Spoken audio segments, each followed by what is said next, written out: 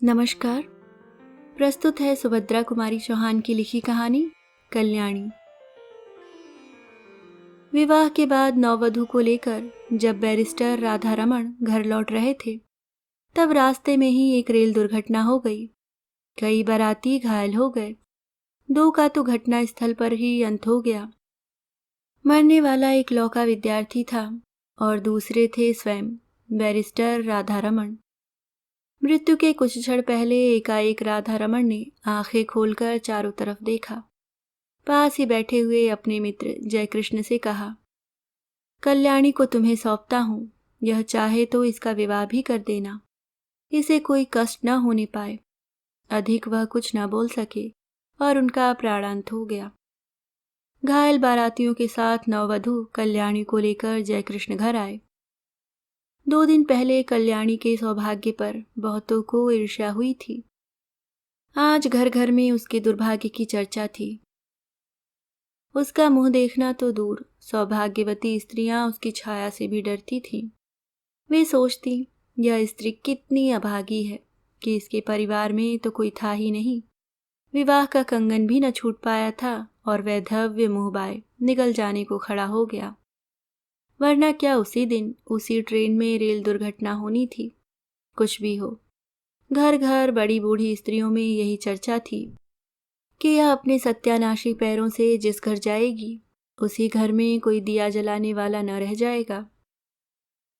धीरे धीरे यह बात जयकृष्ण की पत्नी मालती ने भी सुनी। पति और संतान के लिए हिंदू नारी क्या नहीं कर लेती। उसके कल्याण के लिए अपना तन मन सभी कुछ निछावर कर सकती है प्रसन्नता से। और जिस बात में उनके किंचित मात्र भी अहित की आशंका होती है, वह काम हिंदू नारी कभी कर ही नहीं सकती। मालती का जी अंदर ही अंदर घबरा उठा। वह क्या करे?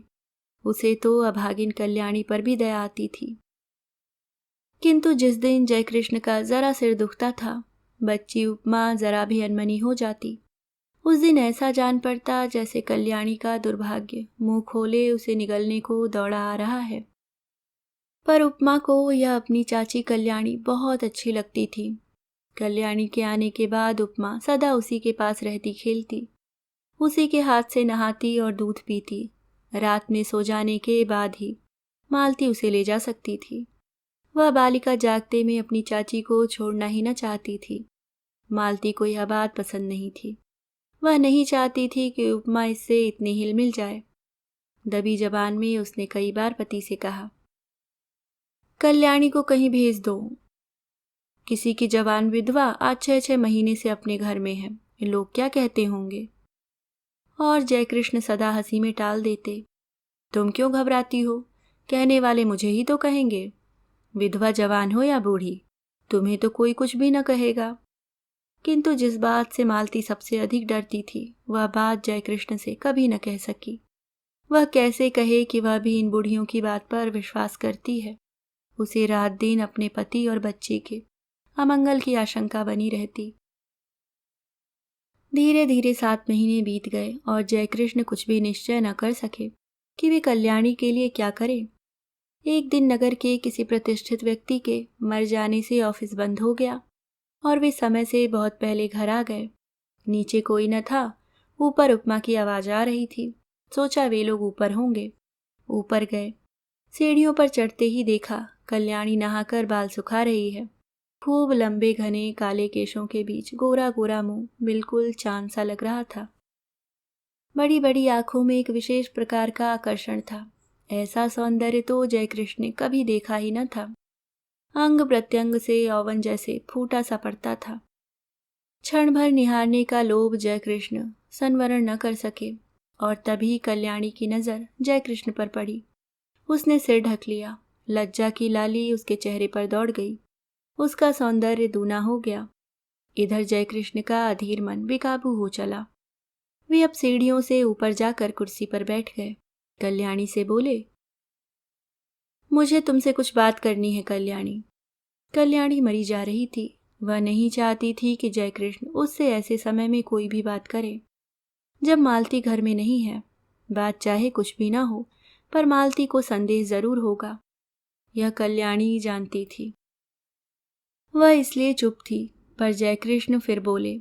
उनकी आवाज भरी और स्वर काँप रहा था। कल्याणी, मृत्यु के समय राधा रमन तुम्हें मेरे हाथों सौंप गए हैं।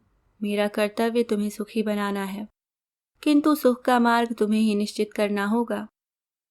कल्याणी ने आंखें उठाकर जयकृष्ण की तरफ देखा, किंतु देख न सकी। उनकी आंखों में उसने कुछ देखा। उसे अच्छी तरह न जान सकी कि क्या था, किंतु उस दृष्टि में कुछ था जिससे कल्याणी सिहर उठी। एक प्रकार की बिजली सी उसके सारे शरीर में दौड़ गई। यह उसका पहला अनुभव था। कल्याणी ने कहा, आप जो ठीक समझें करें, मैं कुछ नहीं जानती।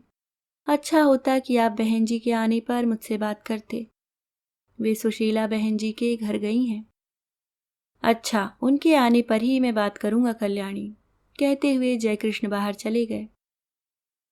मालती को यह बात मालूम होगी या स्वयं कल्याणी कह देगी, किंतु अगर आते ही उपमा ने कह दिया कि बाबू चाची के पास ऊपर बैठे थे, तो तुरंत तूफान खड़ा हो जाएगा। इसलिए कल्याणी उसे कहानी कहकर बहलाने लगी। कल्याणी को लेकर कभी घर में तूफान खड़ा हो जाता, तब उसका जी चाहता था कि धरती फटे और वह समा जाए। वह नहीं चाहती थी कि वह उनके सुखमय जीवन में विषाद का कारण बने, इसलिए सबसे छिपी छिपी रहती थी। वह यही चाहती थी कि किसी को उसके अस्तित्व का पता न लगे। अभागिन नारी, जिसे परमात्मा ने सौंदर्य देते समय इतनी उदारता दिखलाई थी, उसके भाग्य में सुख का एक क्षण भी न लिखा था। सुशीला के यहाँ मालती को बहुत सी बातें सुनने को मिली। सुशीला की सास ने यहाँ तक कहा, दुल्हन, तुम्हें तो अभी अच्छा लगता होगा, सहेली मिल गई है, पर वह कुलच्छनी है, तुम्हारा घर भी चौपट कर देगी। उस छूत को निकाल बाहर करो। मालती निश्चय करके लौटी थी कि आज वह जयकृष्ण से जरूर कहेगी कि अब वह कल्याणी को अपने घर में न रख सकेगी। बहुत दिन रह चुकी। लौटते ही उसने देखा कि जयकृष्ण कमरे में लेटे अखबार पढ़ रहे हैं। उसने अंदर आकर घंटी की बटन दबा दी। उपमा सो गई थी। कल्याणी नीचे आई। मालती ने उसे चाय तैयार करने को कहा। सोचा चाय पीने के बाद कहूंगी, किंतु रहा न गया। जयकृष्ण ने अखबार रख दिया। पत्नी का वे बहुत आदर करते थे। मालती पास जाकर बैठ गई। बोली, मैं अभी सुशीला के घर गई थी। सब लोग इस बात से बहुत असंतुष्ट हैं कि हम लोग कल्याणी को अपने घर में रखे हुए हैं। वे लोग कहते हैं उसे कहीं और भेज देना चाहिए। जयकृष्ण की भ्रिकुटी टेढ़ी हो गई। उन्होंने कहा, तो जाकर उसे हाथ पकड़कर निकाल दो। उनके स्वरूप में रूखापन था। उन्होंने करवट बदल ली। मालती चुपचाप चली गई। उसने सोचा, जान पड़ता है कि यह जीवन भर के लिए यहाँ आई है। कल्याणी चाय तैयार करके चाय की मेज पर सजाकर ऊपर चली गई। चाय पीते पीते जयकृष्ण ने पत्नी से कहा, जिसे ईश्वर ने ही कष्ट देने में कोई कसर नहीं की, उसे हम और क्या कष्ट दें। मरते समय राधा रमन उसे मेरे हाथों सौंप गए हैं। कुछ दिन और बीत जाने दो। 1 साल के बाद वह जो चाहेगी वही कर देंगे। पढ़ना चाहती है तो वहां भेज दूंगा। चाहेगी तो उसका पुनर्विवाह भी कर सकते हैं, पर वह मुझे या तुम्हारी बच्ची को नहीं खा सकती। बेफिक्र रहो। लोग कहते हैं बकने दो। दुनिया में हर किसी को प्रसन्न रखने की कोशिश करने वाला किसी को भी प्रसन्न नहीं रख सकता। मालती बोली, मैं यह नहीं कहती कि उसे आज ही कहीं भेज दो, पर 15 दिन बाद मुझे माँ के घर जाना पड़ेगा। मेरी भतीजी का ब्याह है। कल्याणी यहाँ अकेली रहेगी। जयकृष्ण बोले, अकेली क्यों रहेगी, उसे भी साथ ले जाना। मालती ने उत्तर दिया, साथ कैसे ले जाऊंगी। सगुन साइत के दिन लड़की पर इसकी छाया पड़ी तो। लोग तो बड़ी बूढ़ी विधवा की छाया से भी हल्दी चढ़ी लड़की को बचाते हैं। फिर जान न पहचान ऐसी स्त्री को जबरदस्ती उनका मेहमान क्यों बनाऊं, उन्हें अच्छा न लगे तो। जयकृष्ण खींच कर बोले, तो फिर कल्याणी यही रहेगी। बुधिया की माँ को दिन भर रहने को कह देना। उसे कुछ और पैसे दे दिए जाएंगे। न चाहते हुए भी आखिर एक दिन कल्याणी को घर में अकेली छोड़कर मालती को जाना पड़ा। जाते समय बुधिया की माँ को उसने अच्छी तरह समझा दिया कि बाबूजी को खाना वही परोसेगी। कल्याणी से भी कह दिया था, वह बाबूजी से जैसा पर्दा करती है वैसे ही करती रहे, और बुधिया की माँ रात दिन यहीं रहे। मालती चली गई। अब जयकृष्ण प्रायः देर से जाते और जल्दी लौट आते। कभी कभी वे दफ्तर जाते ही नहीं। यह बात ध्यान देकर कल्याणी ने देखी। बुधिया की माँ, जो चौकीदारी पर नियुक्त थी, वह कुछ समझ न सकी। पहले ही दिन खाना परोसने गई थी। जयकृष्ण की एक डांट लगते ही लौटकर बोली, बहू तुम ही परोसो, मुझसे न बनेगा। बाबूजी खुशात है। कल्याणी को खाना परोसकर खिलाना ही पड़ा। यही तो जयकृष्ण चाहते थे। खाना खाते खाते जयकृष्ण बोले, कल्याणी, तुमने अपने भविष्य के विषय में क्या निश्चित किया है, कुछ कहोगी? कल्याणी संकोच के साथ बोली, मैं क्या निश्चय करने लायक हूँ? मुझे दुनिया का अनुभव ही क्या है। गांव में विधवा मौसी के साथ रहती थी। एक दिन वहीं सुना कि मेरा विवाह होने वाला है। किससे होने वाला है नहीं जानती थी। फिर आप लोग ब्याहने आए और जो कुछ हुआ सब आपके सामने है। तब से आपके ही आश्रय में हूँ। आपको छोड़कर, आपके इस घर को छोड़कर कहीं कोई मेरा अपना नहीं है। सुना है विधवा मौसी भी अब इस संसार में नहीं है। फिर मैं क्या निश्चय करूं, आप ही कहिए। जयकृष्ण बोले, शादी होना न होना दोनों बराबर है। पति की तुमने अच्छी तरह शायद शक्ल भी ना देखी होगी। पुनर्विवाह करना चाहोगी? कल्याणी बोली, पुनर्विवाह? विवाह से सुख मिलने वाला होता तो मेरे पति उसी दिन रेल से कटकर न मर जाते। कहकर ठंडी सांस ली। जयकृष्ण ने कहा, तुम्हारा यह ख्याल गलत है कल्याणी। जो कुछ होना होता है होकर ही रहता है। इसमें न तो तुम्हारा दोष है न तुम्हारे भाग्य का। मेरा तो विश्वास है कि जिस ईश्वर ने तुम्हें इतना रूप दिया है वह सुख भी देगा। हाँ, मार्ग तुम्हें स्वयं निश्चित करना है। तुम चाहो तो मैं तुम्हें पढ़ने के लिए किसी पाठशाला में भेज दूं। कल्याणी को हंसी आ गई। बोली, अब मैं बूढ़ी होने जा रही हूँ। छोटी छोटी लड़कियों के साथ बैठकर कैसे पढ़ूंगी? और पढ़ना आएगा भी मुझे? मैं तो निरी मूर्ख हूँ। यह हंसी न थी, बिजली कौंध गई थी। जयकृष्ण ने कल्याणी को आज तक कभी हंसते न देखा था। वे सिर से पैर तक सिहर उठे। बहुत संभल कर बोले, कोशिश करने से सब कुछ आता है कल्याणी। फिर भी तुम खूब सोच विचार कर मुझसे शाम को अपना निश्चय कहना। शाम को भोजन के बाद रात को बहुत देर तक कल्याणी और जयकृष्ण बातें करते रहे। पहरे पर नियुक्त बुढ़िया पड़ी हुई खर्राटे भर रही थी। कल्याणी ने कहा, पति को मैं प्रेम न कर सकी क्योंकि संयोग और वियोग में केवल 2 ही दिन का तो अंतर था। हाँ, दया भाव से ही प्रेरित होकर उन्होंने मेरा पाणी ग्रहण किया था। इसलिए उन पर मेरी अपार श्रद्धा पहले से ही थी। वह अब भी है, किंतु प्रेम से तो मेरा प्रथम परिचय उसी दिन हुआ जिस दिन आप सीढ़ियों पर चुपचाप खड़े थे। आप विश्वास मानिए कि आपको मैं जितने श्रद्धा भाव से देखती हूँ उतना ही आपसे प्रेम भी करने लगी हूँ। फिर भी आपके साथ मेरा पुनर्विवाह असंभव है। क्यों कल्याणी, तुम्हें आपत्ति क्या है? भर्राई हुई आवाज में जयकृष्ण ने पूछा और कल्याणी के हाथ अपने हाथ में ले लिए। कल्याणी ने तुरंत अपना हाथ छुड़ा लिया और संदिग्ध दृष्टि से जयकृष्ण की ओर देखा।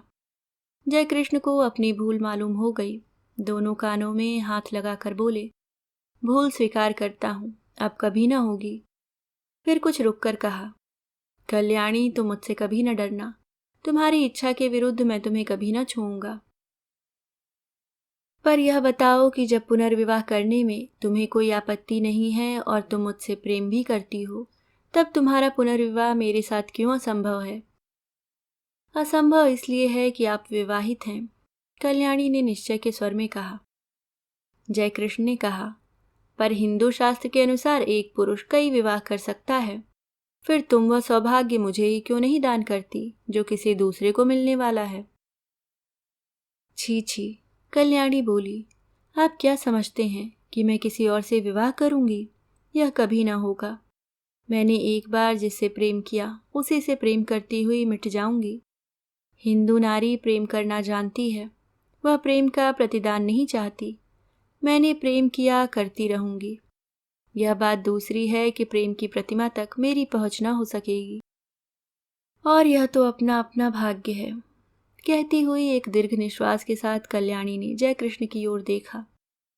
जय कृष्ण ने कहा, कल्याणी, तुम अपना ही अपना देखोगी या मेरा कुछ ख्याल करोगी? मैं पागल हो जाऊंगा। तुम्हारे बिना अब तो मुझसे एक पल भी नहीं काटा जाता। किंतु फिर भी तुम निश्चिंत रहना, मैं तुम्हें कभी हाथ न लगाऊंगा जब तक तुम्हारी आज्ञा न होगी। आधी रात को भी तुम मेरे पास उतनी ही सुरक्षित रह सकती हो जैसे सगे भाई के पास, क्योंकि मैं अधम नहीं हूं, तुमसे प्रेम करता हूं, तुम्हें पाने का इच्छुक हूं, पर सत्य मार्ग से, कुमार्ग से नहीं। कल्याणी बोली, ना मैं अपना कुछ देखती हूं ना आपका। सच यह है कि मैं मालती जीजी के सौभाग्य पर कुठाराघात न कर सकूंगी। उन्होंने मुझे कुसमय में आश्रय दिया है। जो कुछ बन सकेगा भला करूंगी, उनकी बुराई मुझसे ना हो सकेगी।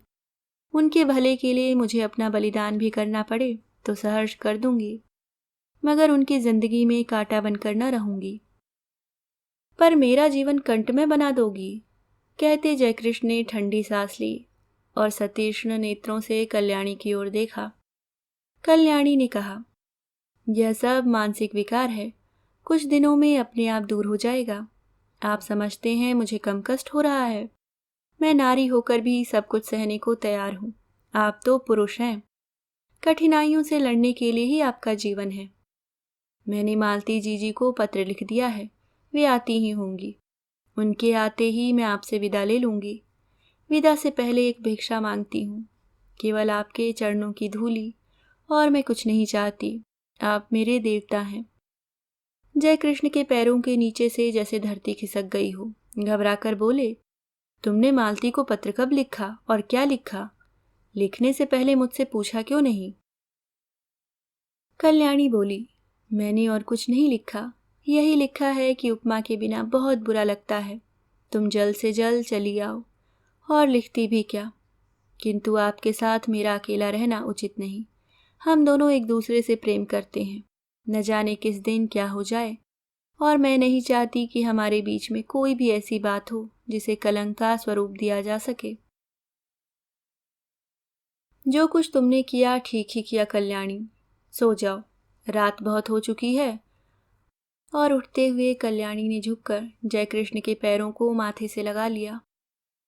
जय कृष्ण बहुत उद्विग्न थे। कल्याणी ने ऊपर जाकर दरवाजे बंद कर लिए। जय कृष्ण खाट पर पड़े करवटें बदलते रहे। उन्हें नींद न आई। दूसरे ही दिन मालती दोपहर की ट्रेन से आ पहुंची। दफ्तर से लौटते ही जयकृष्ण ने देखा उपमा खेल रही है। रात भर सो न सकने के कारण उनका चेहरा उतरा हुआ था।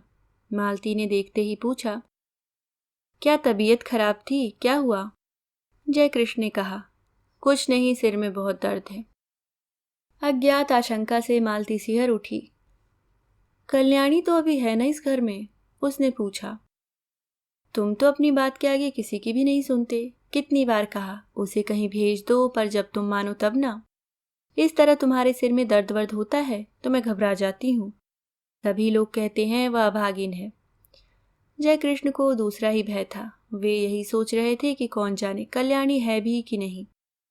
उसने कहा था कि मालती के आते ही वह विदा ले लेगी। विदा का अवसर कहीं आ तो नहीं गया। जय कृष्ण का हृदय धड़क रहा था। उन्होंने कहा, मैंने कल्याणी को एक पुत्रीशाला में पढ़ने के लिए भेजने का निश्चय किया है। यह बात उसे भी मंजूर होगी। जरा उसे बुलाओ तो। मालती को इस बात से बड़ी शांति मिली। कल्याणी यहाँ से चली भर जाए, कहीं भी जाए, इसकी उसे चिंता न थी। उसने घंटी बजाई, पर कोई ऊपर से न आया। तब उपमा को बुलाकर कहा, जा ऊपर से अपनी चाची को बुला ला। उपमा ने कहा, चाची ऊपर नहीं है। घबराकर मालती ने ऊपर नीचे सभी कमरे खोज डाले, कल्याणी का पता नहीं लगा। जय कृष्ण पागल की तरह दौड़कर ऊपर गए। कल्याणी के बिस्तर पर उसके गहनों की पेटी रखी थी। उसके नीचे एक पत्र लिखा था, जाती हूँ। अपनी उपस्थिति से आप लोगों को जो कष्ट दिया या मुझसे जो अपराध हुए, उनके लिए क्षमा कीजिएगा। मेरी खोज न कीजिएगा, व्यर्थ होगी। मेरे ये गहने उपमा के लिए हैं। अभागिन कल्याणी। दोस्तों, ये थी सुभद्रा कुमारी चौहान की लिखी कहानी कल्याणी। उम्मीद करती हूँ आपको कहानी पसंद आई होगी। तो मिलते हैं अगली बार किसी और कहानी के साथ। तब तक के लिए खुश रहिए, खिलते रहिए, मुस्कुराते रहिए। धन्यवाद।